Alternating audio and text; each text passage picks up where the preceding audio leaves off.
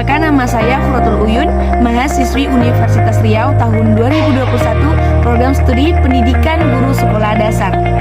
Baiklah, pada kesempatan kali ini di sini saya akan melaksanakan tugas ujian tengah semester saya pada program studi IPA Biologi yang diampu oleh dosen Bapak Mahmud Alpusari. Baiklah, pada kesempatan kali ini di video yang pertama saya ini saya akan menjelaskan apa sih itu lumut daun dan apa sih itu lumut hati. Kira-kira apa saja ya ciri-ciri lumut tersebut? Nah, penasaran kan? Mari simak video berikut ini. Indonesia merupakan salah satu negara di dunia yang memiliki keanekaragaman hayati tinggi.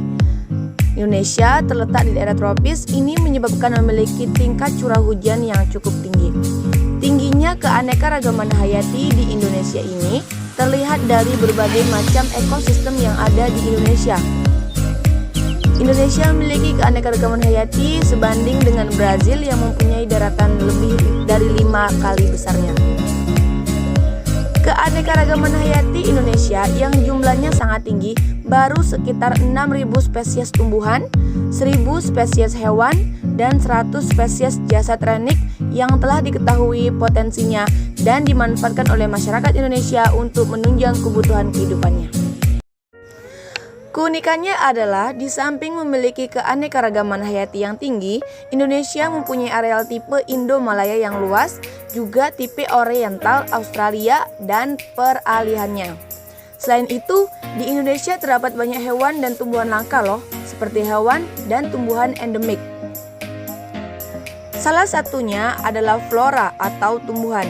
Flora di Indonesia merupakan bagian dari geografi tumbuhan Indo-Malaya. Flora Indo-Malaya meliputi tumbuhan yang hidup di India, Vietnam, Thailand, Malaysia, Indonesia, dan Filipina. Baik, pada kesempatan kali ini saya akan menampilkan sebuah tumbuhan, yakni tumbuhannya bernama tumbuhan lumut. Dalam hal ini saya akan menjelaskan tentang lumut daun dan lumut hati. Tumbuhan lumut merupakan salah satu golongan tumbuhan rendah yang belum banyak tergali dan dilaporkan di Indonesia. Lumut memainkan peran penting dalam siklus harahutan. Lumut memainkan peranan penting dalam siklus harahutan, keseimbangan air, dan tempat bersarang bagi organisme lain. Tumbuhan ini dapat hidup di berbagai substrat seperti kayu lapuk, serasa, batang pohon, batu, dan daun yang memiliki kondisi yang lembab. Adapun tujuan yang saya teliti ini ialah untuk mencari tahu apa sih jenis-jenis lumut dan pola persebarannya. Nah, seperti yang saya katakan tadi, bahwasanya tumbuhan lumut merupakan salah satu keanekaragaman hayati di Indonesia. Lumut banyak ditemukan di daerah hutan yang beriklim tropis. Salah satu hutan yang masih memiliki kondisi asri yaitu Pegunungan Agropuro. Indonesia merupakan negara yang memiliki keanekaragaman hayati tertinggi di dunia setelah Brazil. Brazil merupakan salah satu negara dengan flora terkaya dari setiap negara di dunia dengan lebih dari 56.000 spesies tumbuhan, hampir 19% dari dunia flora, dan diantaranya 3.100 spesies berasal dari Bryophyta.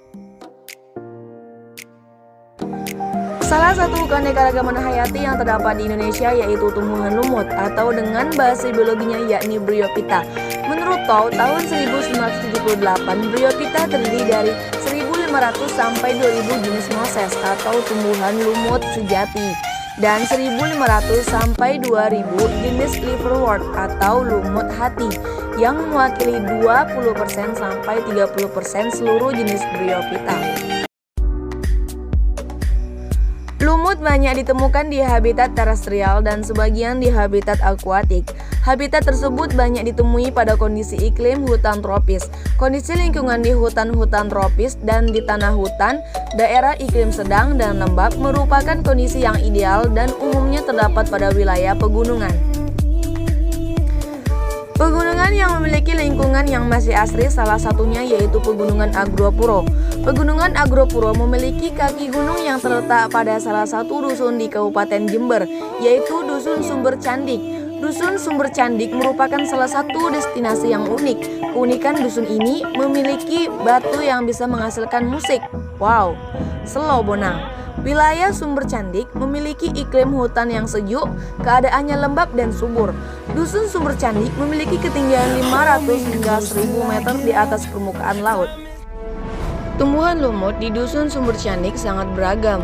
Tumbuhan lumut merupakan tumbuhan pelopor yang tumbuh di suatu tempat sebelum tumbuhan lain mampu tumbuh, hingga lumut dianggap sebagai tanaman yang pertama dan juga tumbuhan sejati pertama. Lumut dapat dijumpai menempel pada tanah, pohon, batu, dinding, dan celah-celah antara bebatuan. Lumut daun merupakan jenis tumbuhan yang berjenis Bryophyta. Lumut ini hidup di hamparan dan kelompok yang padat. Hamparan ini memiliki sifat yang dapat menyerap air sehingga lumut daun ini saling menyongkong satu sama lain. Pada tumbuhan lumut daun ini kita bisa membedakan rizoid, batang, dan daun. Lumut daun tidak memiliki akar, namun memiliki rizoid yang menyerupai seperti akar. Dengan adanya rizoid ini, tumbuhan lumut daun ini dapat merekat di tempat yang ia tumbuhi seperti batu, tanah, dan pohon. Lumut daun ini adalah salah satu lumut yang paling banyak kita jumpai di berbagai tempat loh teman, di mana lumut ini dapat hidup di perbatuan, bahkan sampai pada tanah yang kering juga ia dapat hidupi.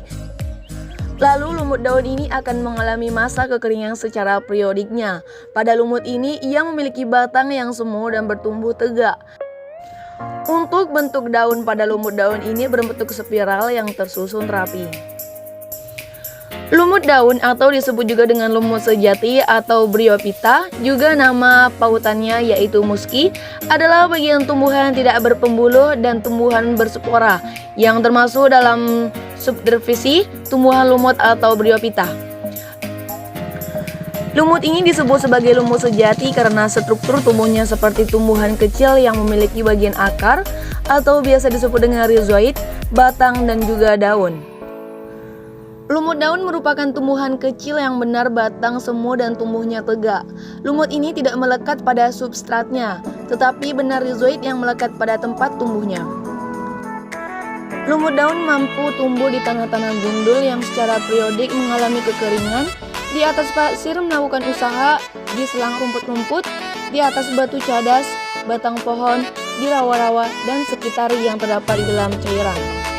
Kebanyakan lumut ini tumbuh di rawa-rawa yang membentuk rumpun atau bantalan yang dari tiap-tiap pohon tampak bertambah lapang, sedangkan bagian bawah yang hadir dalam cairan mati berubah menjadi gambut yang membentuk tanah gundul.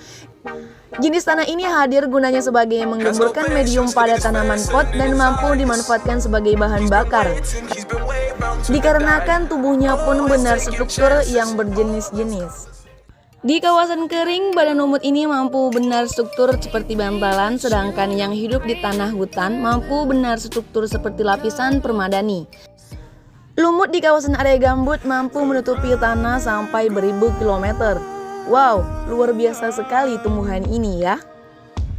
Tahukah kalian teman, lumut ini hampir tidak pernah mengisap cairan dari dalam tanah loh, tetapi justru banyak melindungi tanah dari penguapan cairan yang terlalu akbar.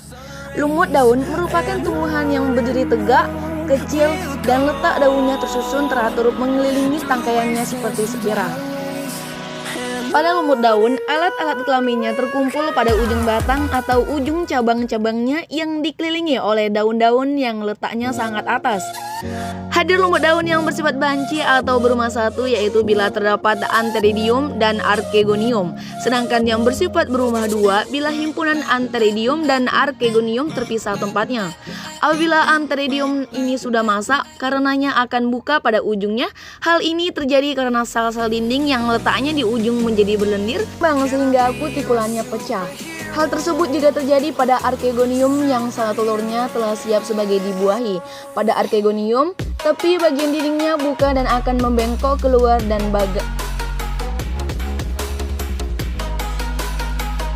benar akan membengkok keluar dan benar struktur seperti corong. Apabila hadir hujan, cairan ini sangat membantu spermatozoid menuju sel telur. Dan setelur ini menghasilkan sakarose sebagai menarik spermatozoid dan gerakannya disebut sebagai gerak kemotaksis. Setelah terjadi pembuahan akan terbentuk zigot, kemudian akan mengembang menjadi embrio, kemudian mengembang menjadi sporofit. Nah, itulah tadi penjelasan dan penjabaran dari lumut daun. Kemudian kita masuk dengan lumut hati. Nah, pada lumut hati ini tidak kalah menariknya loh dengan lumut daun. Dari namanya saja sudah melambangkan hati. Wah, pasti sudah tidak sabar ya kita ingin mendengarkan penjelasan yang akan saya sampaikan selanjutnya. Tumbuhan lumut hati atau Hepaticopsida ini adalah jenis tumbuhan lumut dengan berbentuk lembaran pipih. Lumut ini dapat bertahan hidup dengan menumpang di tumbuhan atau berbatuan dengan bantuan rizoid. Lumut ini biasanya dapat kita temui di permukaan tanah yang lembab. Dengan bentuknya yang seperti ini pula, lumut ini dapat menjadi obat penyakit hati. Wah, sangat menarik sekali ya, sesuai dengan namanya yakni lumut hati. Struktur talus pada tumbuhan ini dikenal dengan istilah lobus.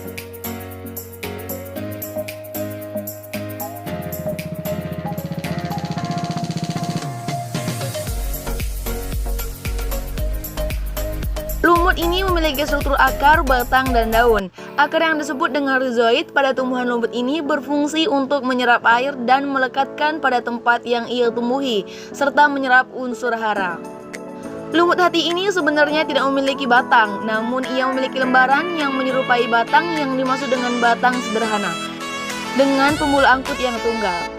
Daun lumut hati ini tidak memiliki struktur daun, hanya saja ia memiliki daun sederhana di mana daun ini berbentuk pipi bilateral dan juga satu pembuluh angkut di dalam ibu tulang daun, dan di dalamnya mengandung kloroplas.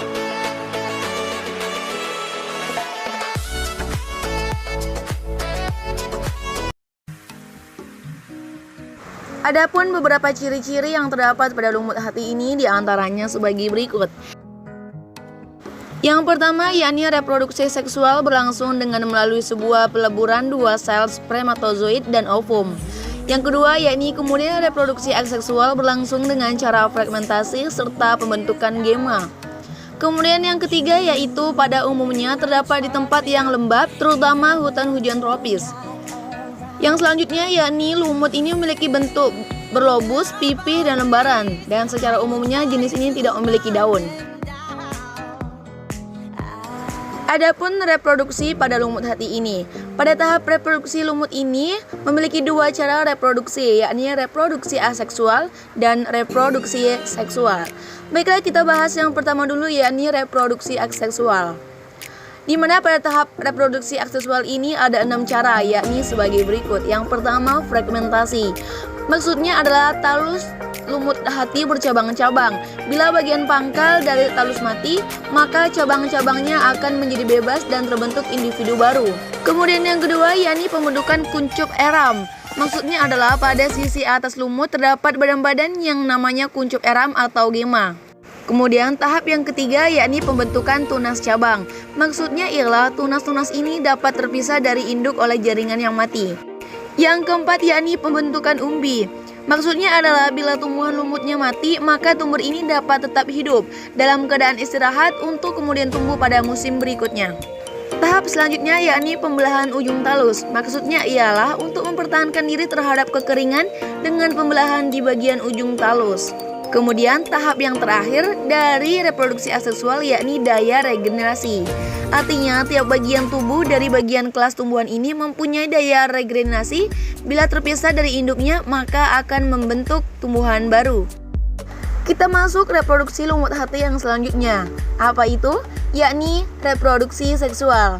Ya, perkembangan lumut hati ini secara seksual ialah apabila terjadi persatuan antara gamet jantan dan gamet betina, maka akan terbentuk sporofit yang akan membentuk banyak spora. Kemudian dengan spora itu akan tumbuh individu baru. Dalam siklus hidup yang normal, reproduksi seksual selalu terjadi pergantian dengan Dalam siklus hidup yang normal, reproduksi seksual selalu terjadi pergantian dengan reproduksi aseksual.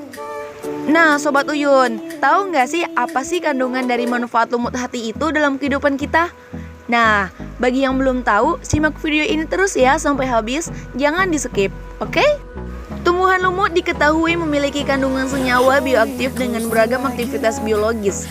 Lumut hati berbeda dengan kelas tumbuhan lumut yang lainnya karena lumut hati mengandung sejenis minyak dalam tubuhnya atau yang dikenal dengan oil bodies yang mengandung senyawa metabolit sekunder.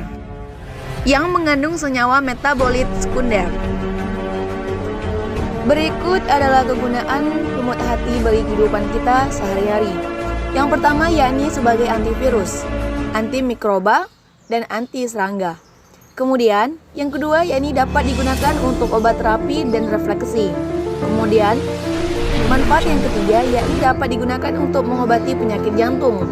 Kemudian, yang keempat yakni membantu proses pertumbuhan tanaman di sekitarnya. Kemudian yang keempat yakni membantu proses pertumbuhan tanaman di sekitarnya. Kemudian yang terakhir yakni sebagai obat untuk penyakit hepatitis C. Nah, itulah jenis spesies tumbuhan yang sudah saya jelaskan tadi. Di antaranya saya jelaskan tentang lumut daun dan lumut hati.